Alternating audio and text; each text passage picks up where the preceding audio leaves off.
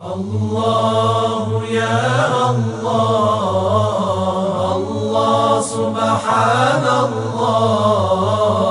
الله يا الله الله حمدا لله. اعوذ باللہ من الشیطان الرجیم. بسم اللہ الرحمن الرحیم. الحمد للہ رب العالمین والصلاة والسلام علی اشرف الانبیاء والمرسلین وآلہ الطیبین الطاہرین المعصومین. معزز سامعین، محترم ناظرین، امامت کے سلسلے میں گفتگو ہماری جاری ہے، اور اس عقیدے میں مکتب امامیہ کا جو عقیدہ ہے کہ امامت الہی منصب ہے، خدائی عہدہ ہے، اس سلسلے میں آیات کریمہ جو ہماری رہنمائی کر رہی ہیں، قرآن کی وہ آیتیں جن سے پتہ یہ چلتا ہے کہ یہ امامت اور ولایت اور ہدایت کی ذمہ داری اور رہبری جو ہے وہ یہ منصب ہے. جس طرح نبوت کا منصب ہے اسی طرح امامت کا منصب ہے. اور اس سلسلے میں ہم آیتوں کو پیش کر رہے تھے کہ دو آیتیں ہم نے ایسی بھی پیش کی کہ جن میں سابق انبیاء علیہم السلام کو اللہ نے امامت کا عہدہ بھی دیا اور امامت کے منصب پر بھی ان کو فائز کیا اور ان کو رہبری اور رہنمائی بھی عطا فرمائی کہ وہ رہبر اور رہنما بن کر لوگوں کو گائیڈ کریں، رہبری کریں، ہدایت کریں، لیڈر بن کر لیڈرشپ کریں اور اس سلسلے میں رہنمائی کرتے ہوئے رہنمائی کے رہبری کے تمام امور کو، فرائض کو انجام دیں. سورہ بقرہ کی آیت 124 پیش کی تھی ہم نے، اور سورہ انبیاء کی آیت 73 پیش کی تھی، اور اس کے بعد عزیزان گرامی ہم نے پھر اس کے بعد چند آیتیں جو ہے وہ امامت اور ولایت کے سلسلے میں سامعین کرام کی خدمت میں بیان کرنا ہے. اور یہ بہت ایک تفصیلی باب ہے، بہت وسیع چیپٹر ہے، اور اس باب کو، اس چیپٹر کو مفصل طریقے سے جاننے کے لیے عقائد کی کتابوں کو، تفاسیر کی کتابوں کو، کہ جن تفاسیر میں امامت اور ولایت کی جو آیتیں ہیں ان آیتوں کی جو تفاسیر آئی ہیں اور ذیل میں روایتیں اور روایتوں کی روشنی میں بھی جو نشاندہی ہوئی اور تفاسیر کی گئی ہیں اور دلائل کے ساتھ جو ہے وہ گفتگو کرتے ہوئے تفسیر بیان کی گئی ہے. تو معزز سامعین جو ہے وہ مزید معلومات حاصل کرنے کے لیے جتنی بھی ولایت و امامت سے مربوط آیتیں ہیں ان کی تفاسیر کو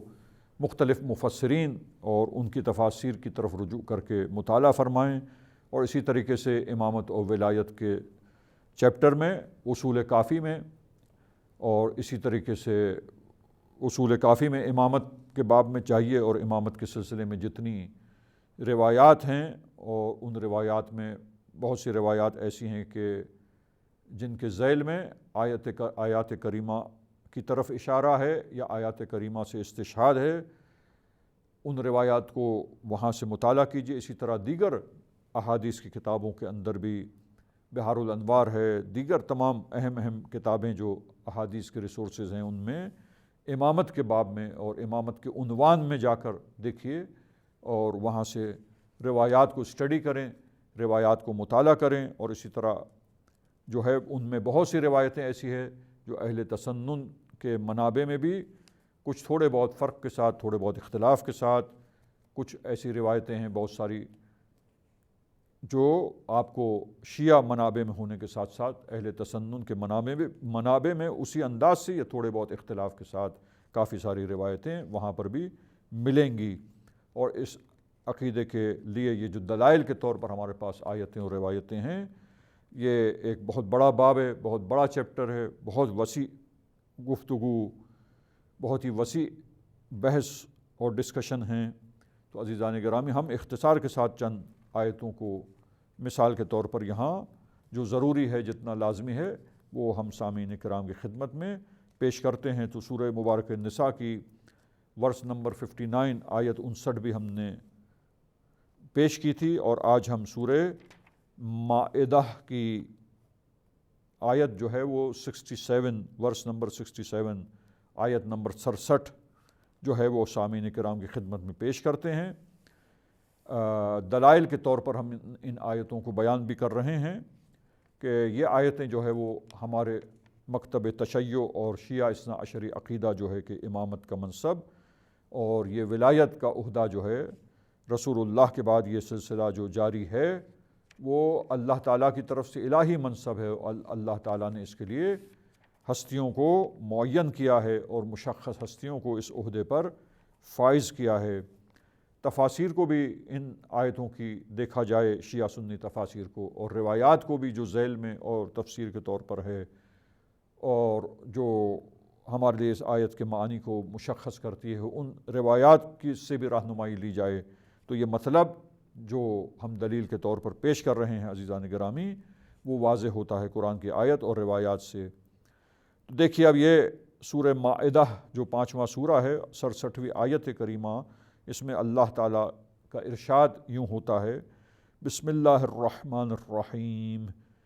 یا ایہا الرسول بلغ ما انزل الیک من ربک وَإِن لَّمْ تَفْعَلْ فَمَا بَلَّغْتَ رِسَالَتَهُ وَاللَّهُ يَعْصِمُكَ مِنَ النَّاسِ إِنَّ اللَّهَ لَا يَهْدِي الْقَوْمَ الْكَافِرِينَ۔ اے رسول پہنچا دیجئے وہ حکم جو ہم نے آپ کی طرف نازل کیا ہے، پہنچا دیجئے اللہ کے حبیب اے رسول، پہنچا دیجئے اس حکم کو جو آپ کی طرف اپنے رب کی طرف سے، آپ کے رب کی طرف سے نازل کیا گیا ہے، اور اگر آپ نے ایسا نہیں کیا اور یہ حکم کو نہ پہنچایا تو یہ اتنا اہم پیغام ہے کہ اگر یہ نہ پہنچے تو گویا فما بلغت رسالتہ، یہ تو پھر ایسا ہو جائے گا گویا آپ نے رسالت کا کوئی پیغام ہی نہیں پہنچایا، لہٰذا یہ کوئی بہت اہم میسیج ہے، اتنا most important, very much essential message of Allah almighty, اتنا اہم پیغام الہی ہے کہ اللہ تعالیٰ اس اہم پیغام کے سلسلے میں جس کو اللہ نے نازل کیا ہے اور اپنے حبیب کو ذمہ دار ٹھہرایا ہے، اور یہ ذمہ داری دی ہے کہ اس کو ضرور بضرور پہنچانا ہے، اور اتنی تاکید کے ساتھ کہ یہ اتنا اہم میسیج ہے کہ اگر آپ نے اس کو نہیں پہنچایا تو گویا ایسا ہے کہ رسالت کا کوئی پیغام ہی نہ پہنچایا ہو۔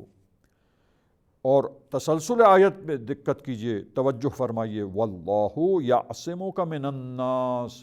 پتہ یہ چلتا ہے کہ پیغام جو آیا تھا اس پیغام کے پہنچانے میں تفاسیر بھی بتلاتی ہیں، تاریخ کی کتابیں بھی بتلاتی ہیں کہ پیغام جو پہنچانا چاہتے تھے اس پیغام کے پہنچانے میں لوگوں کی طرف سے شر برپا کرنے کا، لوگوں کی طرف سے ٹکراؤ کا خدشہ تھا، خوف تھا کہ لوگ اعتراض کریں گے، لوگ جو ہے وہ چیمے گوئیاں کریں گے، لوگ جو ہے وہ مزاحمت کریں گے، باتیں بنائیں گے مختلف قسم کی، لہٰذا اس شر کا اندیشہ ضرور تھا اور خوف تھا، لہٰذا اس خوف کی بنا پر تاریخ بتلاتی ہے کہ نبی یہ سوچ رہے تھے، نبی یہ دیکھ رہے تھے کہ وہ کون سا مناسب موقع اور کون سا وہ مناسب مقام اور مرحلہ آ جائے کہ جس مرحلے و مقام پر اس پیغام کو جو بہت اہم پیغام ہے لوگوں تک پہنچائیں اور منتقل کریں۔ لہٰذا اس تاکید سے یہ پتہ چلتا ہے کہ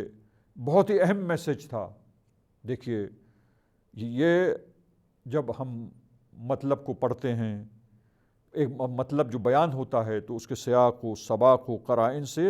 یہ بات روشن ہو جاتی ہے انسان کے لیے، اور اللہ آپ کو بچائے گا لوگوں کے شر سے، واللہ یعصمک من الناس۔ اب آپ دیکھیے کہ کوئی اہم پیغام ہے، اگر یہاں پر ایک دو جیسے بعض اہل سنت کے مفسرین نے لکھا کہ بعض جو ہے وہ احکام جو تھے فقہی مسائل جو کچھ رہ گئے تھے وہ پہنچانے کی باتیں تھی، اور اگر وہ کچھ فری مسائل جو تھے اگر وہ بیان نہ کرتے تو وہ بیان ہونے سے رہ جاتے، لہٰذا اللہ کے حبیب کو کہا گیا کہ یہ جو 2-4 باتیں رہ گئی ہیں یہ احکام جو آئے ہیں ان کو بھی پہنچا دیں۔ لیکن عزیزان گرامی یہ بات روشن ہوئی کہ اگر اس طرح کے کچھ فقہی مسائل ہوتے تو بہت سارے فقہی مسائل، بہت سارے حلال و حرام کے مسائل جو تھے اللہ کے نبی نے بیان فرمائے، لیکن حلال و حرام کے مسائل، نجاست و طہارت کے مسائل اور چند فرعی اور فقہی مسائل کو بیان کرنے میں سب نے نماز کا حکم آیا، واجب نماز کی گئی، سب نے قبول کیا، نماز پڑھی، روزے واجب کیے گئے اللہ کے حبیب کی طرف سے، اور شریعت اسلام میں اللہ تعالیٰ کا پیغام آیا، صوم اور روزہ کو واجب کیا گیا، لوگوں نے قبول کیا، احکام عبادات کے اور اسی طریقے سے تجارت کے مسائل اور معاملات کے مسائل بیان ہوتے رہے، حلال و حرام۔ پوری 23 سالہ زندگی میں جو اللہ کے حلال چیزیں تھیں وہ آئیں اور بیان ہوئیں، اللہ کے حبیب نے ان باتوں کو بیان کر دیا۔ وہ چیزیں جو حرام تھیں اور محرمات میں تھیں، ان محرمات کو اللہ کی جو تعلیمات کے مطابق، اسلام کے مطابق، دین اسلام کو بیان کیا گیا۔ یہ تو سب باتیں ہو گئی، اس میں کہاں حلال و حرام کے مسائل کے بیان کرنے میں کوئی مخالفت کا خدشہ، یا حلال و حرام کے بیان میں کہاں کوئی مشکلات پیش آئی تھیں، کیونکہ مدنی زندگی میں جب غلبہ ہو گیا اسلام کا، مدنی زندگی میں عزیزان گرامی جب مدینے میں اسلام پھلنے پھولنے لگا اور اسلام کی تعلیمات پھیلنے لگی اور لوگ جوق در جوق دائرے اسلام میں داخل ہوتے گئے، مشرف بے اسلام ہوئے، تو عزیزان گرامی وہاں اہل اسلام و مسلمانوں نے تمام مسائل کو لیا اور اس کو قبول کر رہے اور اس پر عمل کر رہے تھے۔ تو چند فقہی مسائل جو آخر میں رہ گئے، اب بعض مفسرین کے مطابق جن کو بیان کیا جانا چاہیے تھا وہ بیان کیا نبی نے، تو اس میں لوگوں کے شر کا کیا خطرہ تھا ان حلال حرام مسائل کو بیان کرنے میں۔ یہ واللہ یعصمک من الناس، اللہ آپ کو لوگوں سے محفوظ رکھے گا اور بچا لے گا، لوگوں کے شر سے آپ کی حفاظت فرمائے گا۔ لہٰذا پتہ یہ چلتا ہے کہ یہ جو بات اور یہ حکم جو نازل ہوا تھا جس کو پہنچانا ضروری تھا، یہ لفظ، یہ قرینہ ہے، اور یہ وہ ایسی نشانی ہے اس آیت میں، یہ وہ بات ہے جو بتلا رہی ہے اور روشن کرتی ہے کہ یہ پیغام ایک تو اہم پیغام تھا، اور اس اہم پیغام کے ساتھ ساتھ خطرہ تھا کہ اس پیغام کو بیان کرنے کے بعد یہ خدشہ تھا، یہ احتمال تھا کہ لوگ مخالفت کریں گے، لوگ چیمے گوئیاں کریں گے، لوگ اعتراض کریں گے، شر برپا کریں گے۔ لہٰذا اللہ تعالیٰ نے اعلان کر دیا کہ اللہ لوگوں کے شر سے اور لوگوں کی خباثتوں سے آپ کو بچائے گا اور حفاظت میں رکھے گا اور محفوظ رکھنے والا ہے پروردگار عالم۔ تو عزیزان گرامی اب آپ دیکھیے کہ تفاسیر نے لکھا، اور اس کو جو ہے تمام شیعہ علماء اور مفسرین کے نزدیک تو بالاتفاق ہے، لیکن بہت سے شیعہ مفسرین کے ساتھ ساتھ بہت سے اہل تسنن کے مفسرین نے بھی اس کا ذکر کیا ہے اور اس کو بیان کیا ہے کہ یہ پیغام جو ہے وہ بعض شان نزول کے مطابق اور بعض روایتوں کے مطابق جو اس آیت کا شان نزول ہے وہ یہ ہے کہ روز غدیر کا پیغام جو شیعہ سنی تمام تاریخ کی کتابوں اور روایتوں کی کتابوں میں موجود ہے عزیزان گرامی، یہ حدیث کی کتابوں میں حدیث بھی موجود ہے، شیعہ سنی کتابوں میں، اور کثرت کے ساتھ، اور یہ تواتر کے ساتھ یہ مسئلہ جو ہے متواتر ہو کر یہ کثرت کے ساتھ تواتر کے ساتھ یہ روایت جو ہے وہ پہنچی ہے مسلمانوں تک، اہل اسلام تک، اور اس میں کوئی شک و شبے کی گنجائش نہیں ہے۔ وہ مشہور و معروف غدیر کی حدیث جو ہے من کنت مولاہ فہذا علی مولاہ، کہ میں جس کا مولا ہوں اس کا یہ علی مولا ہے۔ تو عزیزان گرامی یہ ولایت علی ابن ابی طالب کا پیغام تھا، اور علی ابن ابی طالب کی امامت کا اعلان تھا، اور وہ حکم نازل ہوا تھا کہ اس پیغام کو پہنچا دیجیے، کیونکہ نبوت کے بعد اتنا اہم مسئلہ ہے کہ ہدایت کا سلسلہ جو ہے وہ جاری و ساری ہے، اور امامت کا یہ جو اللہ تعالیٰ کی طرف سے انتظام ہے کہ امت کی امامت ہو، امت کی رہبری ہو، جس طرح انبیاء کے دور میں خود انبیاء ائمہ تھے اور امامت کے عہدے پر ساتھ ساتھ فائز تھے، جس طرح کے نبوت کے عہدے پر فائز تھے، تو عزیزان گرامی اب ختمی مرتبت صلی اللہ علیہ وآلہ وسلم پر چونکہ نبوت کا اختتام ہو گیا، سلسلہ نبوت ختم ہو گیا، لیکن امامت کا سلسلہ، رہبری اور انسانوں کی ہدایت کا سلسلہ وہ تو ختم ہونے والا نہیں ہے، وہ ضروری ہے، لازمی ہے۔ انسان ہمیشہ، انسانی معاشرہ ہدایت کا محتاج ہے۔ عقلی دلائل میں امامت کے لیے جو عقلی دلائل ہے، انشاءاللہ سلسلے گفتگو جب آگے بڑھے گا تو عقلی دلائل میں ہم ان باتوں کو مزید اپنے سامعین کرام کی خدمت میں بیان کریں گے اور روشن کریں گے اس مسئلے کو۔ تو عزیزان گرامی، اتنا اہم مسئلہ ہے کہ اس مسئلے میں جب رہبری کا اعلان ہو جائے تو پھر وہ لوگ کہ جو نبی کی مخالفت کرنے والے تھے، وہ لوگ کہ جن کے دلوں میں ایک یہ خلش تھی کہ نبی کے بعد یہ حکومت اور جانشینی جو رسول کی ہے اور یہ حکمرانی جو ہے اس کا سلسلہ کیا ہوگا، تشویش تھی اس سلسلے میں، مختلف قسم کے خیالات تھے ان لوگوں کی طرف سے۔ یہ امکان تھا کہ ان میں سے بعض لوگوں کی طرف سے، چند لوگوں کی طرف سے شر برپا کیا جائے، چیمے گوئیاں کی جائے، نبی پر بلا وجہ کا اعتراض کیا جائے۔ تو اللہ نے یہ اعلان فرما دیا کہ اللہ تمہیں لوگوں کے شر سے محفوظ رکھے گا، اور اللہ تعالیٰ ان کی شر سے تمہیں بچانے والا ہے اے اللہ کے حبیب۔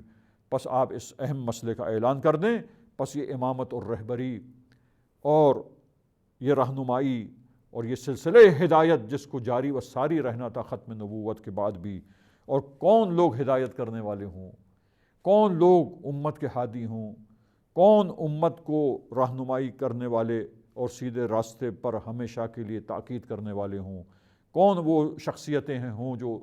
سیدھے راستے کی نشاندہی کریں، تاکید کریں، امر بالمعروف اور نہی عن المنکر کے فرائض کو انجام دیں، اور اللہ کی طرف سے دین کی حفاظت کرنے والے ہوں، اور اللہ کے دین کو صحیح معنی میں تبلیغ و ترویج کرنے والے ہوں، اور لوگوں کو اللہ کے دین کی طرف بلانے والے ہوں، اور برائیوں سے روکنے والے، نیکیوں کی دعوت دینے والے ہوں، اور نبوت کے جو منصب کے فرائض تھے وہ فرائض ہدایت کے جو ہیں وہ ان شخصیتوں کے ذریعے، ان جانشینوں کے ذریعے سلسلہ جاری رہے قیامت تک۔ عزیزان گرامی، تو یہ بہترین وہ نظام ہے، یہ وہ سسٹم ہے کہ جو ان آیات، تفاسیر اور روایات کی روشنی میں ہمارے لیے واضح ہے اور روشن ہے، اور یہی وہ دلیلیں ہیں کہ جن دلیلوں کی بنیاد پر ہم قائل ہیں کہ یہ امامت الہی منصب ہے اور الہی عہدہ ہے، اور اللہ تعالیٰ نے اس منصب کے لیے مخصوص لوگوں کا انتخاب کیا ہے، ان کو معین کیا ہے جو نبی کی طرح معصوم تھے، اور روئے زمین پر نبی کے بعد تمام انسانوں میں سب سے بہترین تھے، اور وہ اللہ کی طرف سے ہادی تھے امت کو اور انسانوں کو ہدایت کرنے کے لیے۔ وصلی اللہ علی محمد واہل بیتہ الطاہرین۔ اغفر لنا ذنوبنا